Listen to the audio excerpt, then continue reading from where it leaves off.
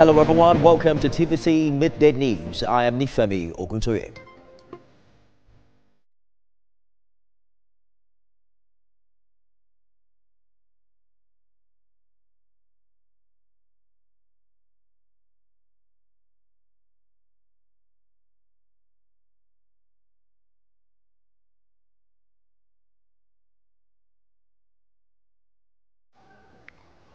We're tracking developments following the death of Pope Francis at the age of 88. He died at his residence in the Vatican's Casa Santa Marta.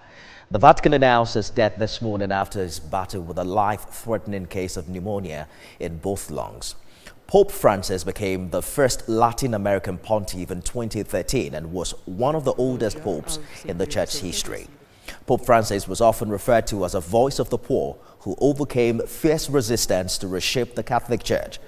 The Vatican Camerlengo, Cardinal Kevin Farrell, said, quote, "He taught us to live the values of the gospel with fidelity, courage, and universal love, especially in favor of the poorest and most marginalized," end quote. Pope Francis' last public appearance was for an Easter Sunday blessing just yesterday at the Vatican's St. Peter's Square in front of delighted crowds after a brief meeting with U.S. Vice President J.D. Vance. Well, let's tell you what we know about the life and times of Pope Francis. Born on the 17th of December 1936 in Buenos Aires, Argentina, Jorge Mario Bergoglio would go on to change the course of the Roman Catholic Church. In 2013, he made history, the first pope from the Western Hemisphere, the first from South America, and the first member of the Jesuit order to ascend to the papacy. He chose the name Francis, a nod to Saint Francis of Assisi, the humble saint known for his care for the poor and the planet. His leadership brought sweeping reforms and a renewed spirit of inclusion. His 2015 encyclical Laudato Si, Praise Be to You, called the world to action against climate change, marking a historic shift in the Church's role in global stewardship. He championed unity across faith and extended unprecedented apologies to survivors of clergy sexual abuse, calling for justice, healing, and accountability. The son of Italian immigrant, he once studied to become a chemical technician and briefly worked in food processing. But at 21, a near-fatal bout of pneumonia altered his path and perhaps his purpose. He entered the Jesuit novitiate in 1958. By 1969, he was ordained a priest, and just 4 years later, he became the head of the Jesuit province in Argentina. By 1992, he was appointed Auxiliary Bishop of Buenos Aires, then Archbishop. In 2001, he was named a cardinal. He was quiet, humble, but deeply principled. When Pope Benedict XVI resigned in 2013, the Church turned to him. On the fifth ballot of the conclave, he was chosen, and the world met Pope Francis. He was the people's pope, a pastor of the poor, a reformer, and a bridge builder. On Easter Monday, Pope Francis died at the age of 88. His legacy, however, lives on in the heart of millions, and in the Church, he helped reshape for a new generation. Pope Francis, a pope of first, a pope of faith, a pope who dared to lead differently. Let's bring in Director of Social Communications, Catholic Archdiocese of Lagos, Very Reverend Father Anthony Goduna. He joins me on the Midday News. Thank you for joining us on the news this hour, and our condolence for the demise of the Pope. Pope Francis, no doubt, was a historic figure, first Latin American Pope, a reformer, a champion of the poor. And despite his decline in health, we saw him appear in St. Petersburg just yesterday before his death. What would you say was his most defining contribution to the Church and the world? How do you think he will be remembered? Yeah, good day, and thank you for having me at this your news hour. Indeed, the legacy of Pope Francis cannot be overemphasized in terms of his achievements in his 12 years of papacy.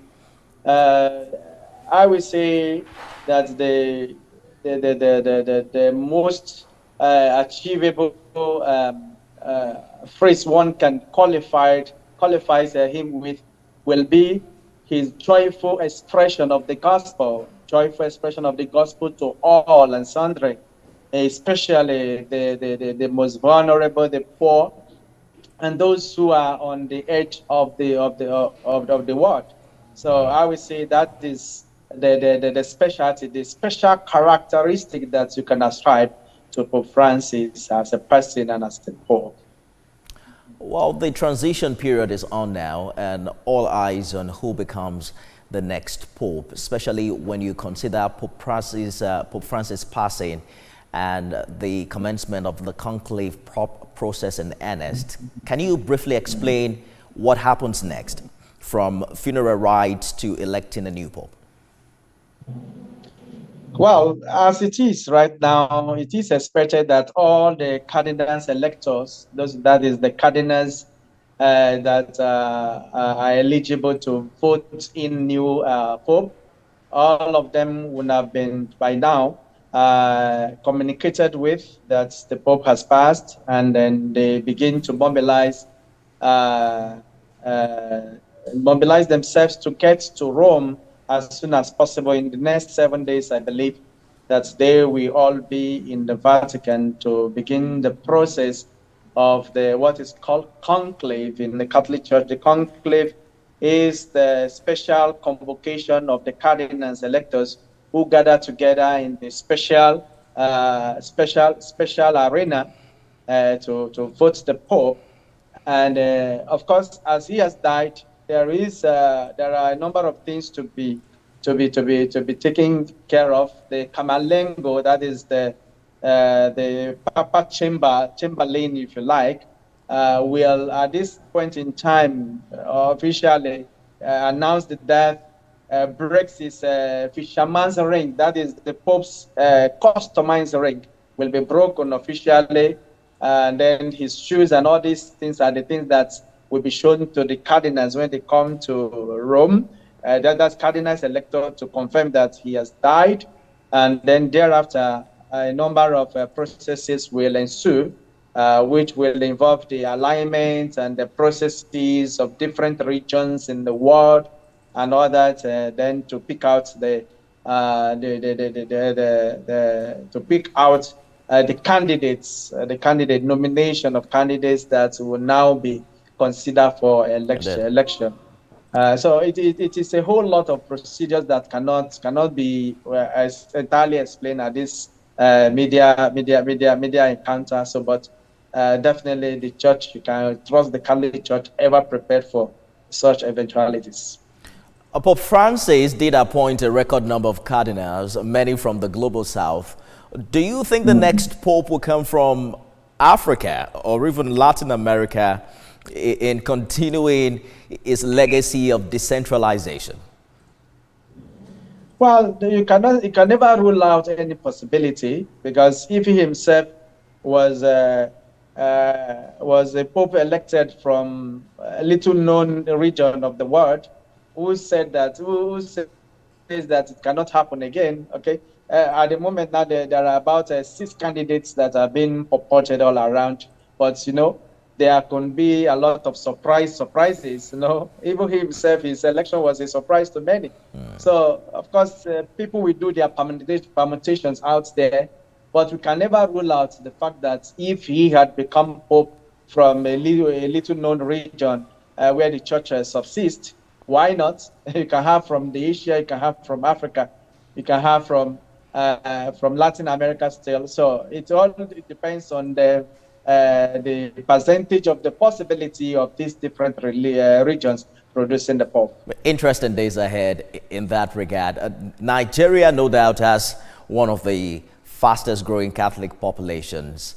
I'm wondering how you think Pope Francis' papacy influenced the church here And what should Nigerian Catholics take from his teachings, or one lesson you believe Catholics, especially Nigerians, should carry forward from Pope Francis' life? Yes, of course, Nigeria is not at the background when it comes to Catholicism. We have a very vibrant church where you have a lot of converts, new converts who are joining the church every day. And so I believe strongly that Pope Francis' papacy has greatly influenced our thoughts and our actions towards the most vulnerable. The need to always make a consideration. It is called the option for the poor, or every time option for the poor, to have the love of God at heart, to be merciful like the Father. You will recall that it is during this papacy of Pope Francis that we have a surge in the Catholic Church all over the world. Today we are talking about 1.4 billion Catholics, and recently there is even a surge of converts in Europe, and so also is Africa and is Nigeria. So I'm sure Pope Francis will live in the memory of many Catholics for the many years to come. Director Social Communications, Catholic Archdiocese of Lagos, Very Reverend Father Anthony Goduna, thank you so much for talking to us on the news this hour. Thank you for having me. God bless you. We'll return with more stories.